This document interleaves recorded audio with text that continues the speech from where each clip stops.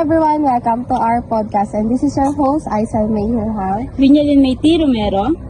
And today, this podcast is made by students for students.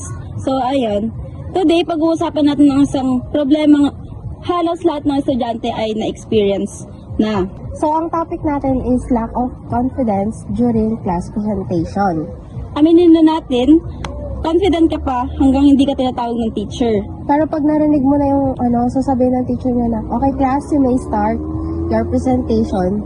Biglang nawawala yung confidence mo, di ba? So, ito ang makakasama natin. Lester Santiago, Kylie Villena, Kylie Dizon. Hi, I'm Princess Ruby Luha. Sila ang makakasama natin para sabihin nila yung experience nila during class presentation. Question number 1, experience. So, unang tanong, ano ang nararamdaman nyo kapag magpe-present na kayo in front of the class? Maraming bagay yung nararamdaman ko. May halong kaba, may halong excitement din. Siyempre kapag magsasalita ka sa harap, siyempre parang natatakot ka, yan. Tsaka, yan, kinakabahan. Pero, andun na din yung yung parang excited ka na matapos mo yung isasabihin mo or yung re-report mo sa sa harap ng teacher or mga nanonood sa'yo, gano'n. Ako naman, ganun lang din. Halos same lang din sa kanila. Kasi yung kaba, di naman mawawala yun eh. Tapos yung excitement, siguro, kasi para masanay lang din ganun na humarap sa mga tao. Yun lang. Yung sa akin naman, halos same lang din. Kinakabahan pa rin naman minsan. Pero iba pa rin kasi pag alam mo yung sasabihin mo, kung ano yung sasabihin mo sa harap nila, ganun.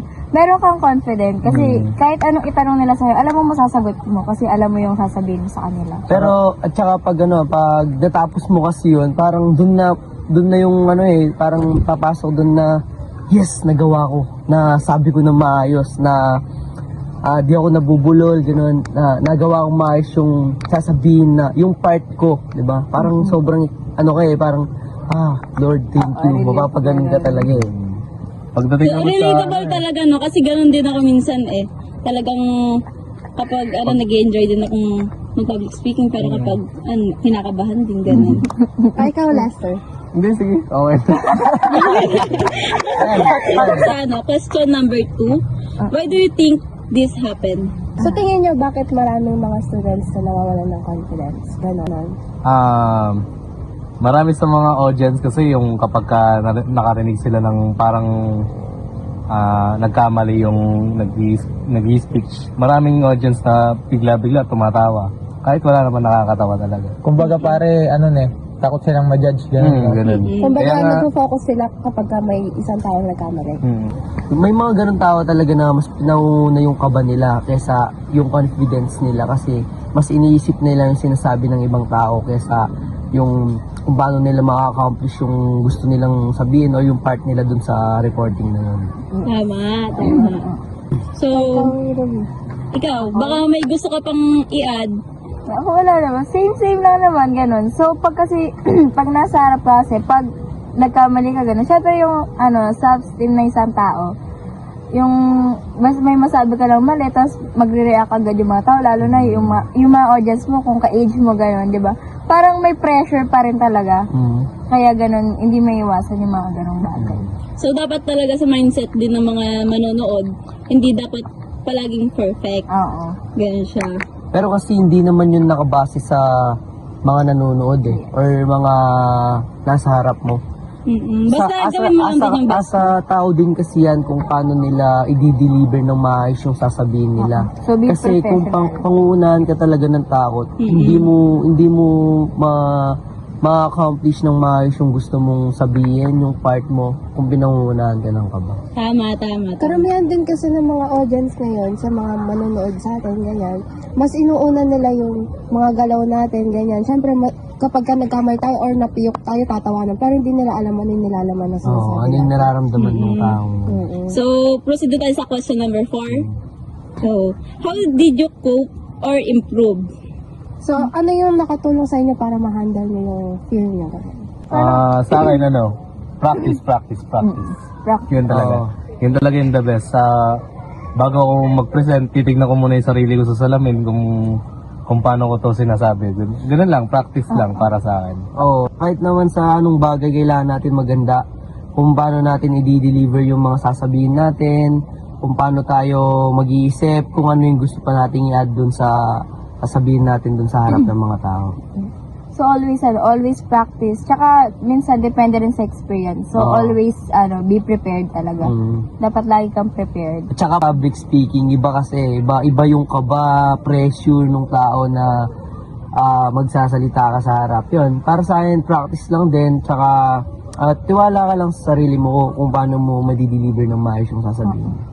Tapos, iba din talaga kapag may support system ka, diba? Kayo meron ba kayong inspiration, Oo, ganyan? ganun. Iba din kasi pag ganun, syempre, yun, yung inspirasyon na yun, minsan sila pa talaga yung tutulong sa'yo.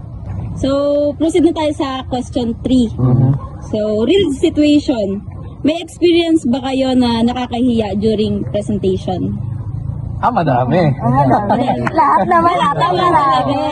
Kasi may experience talaga yung mga ganong bagay. Oo. So, ano yung mga Yung bagay na last yun? time talaga, nung nagpe-present ako kasi bigla ako na blanco. Tapos that time kasi sinisipon ako. Medyo tumulo yung sipon ko ng oras.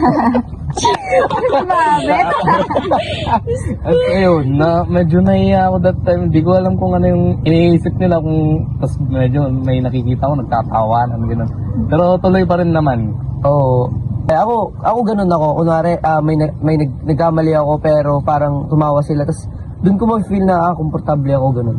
Hindi ko alam kung sa iba ganun na, pero feel ko ganun sa akin. Feeling ko talaga So, na. iba-iba talaga. Oo, iba-iba kasi ng ano yan eh. Ay, magiging komportable ako. Tapos medyo mawawala Oo. na yung kaba mo. No? Oo, kasi mahihiya ka eh.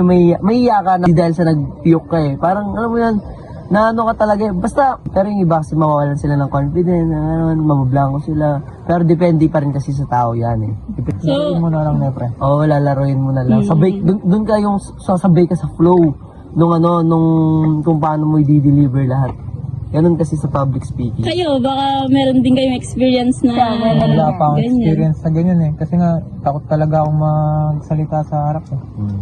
Ako naman pag nagsasalita sa harap, yung mga mental block ka, yung ang dami mong gustong sabihin pero masashuffle na lahat sa Oo, utak. kasi, Oo. yun. Yun. So, pag nagsalita ka, iba na yung masasabi mo, syempre, parang matatawa ng iba, maano ka na. Sabi nga ni ma'am, not everyone, yung parang cup of tea yung public speaking. Oo, ganun talaga. So, yun. Maraming tao pa rin talaga yung takot magsalita isa na ako sa dun, maraming tao, ganun. Dalas kasi sa ganyan, inaatake sila ng anxiety, nanginginig sila. So, proceed na tayo sa lesson and message. Siyempre sa lesson na ibabahagi natin sa lahat ng masusubok yung public speaking, huwag silang matakot sumubok. Yung parang i-express nila lahat na nararamdaman nila, ganon. Tapos lahat na nasa utak nila, sabihin nila. Kasi syempre, wag nilang iisipin lahat ng mga sinasabi or nakikita sa kanila sa panlabas, sabihin nila yung mga panloob nila na talagang may laman. Yung sasabihin nila pag nagsasalita na sa harap. So, wag tayong man-judge or tumawa sa mga tao na nahihirapang mag-present. Oo. So, kayo ba, ano ba yung pwede nyong ibahagi na lesson sa ito? Kapag kinakabahan kayo, talagang natural lang ang kabahan. Pero, during speech, di naman nakikita yan eh. Nasa iyo lang yan, kinakabahan ka. Pero, yung pagsalita mo pa rin.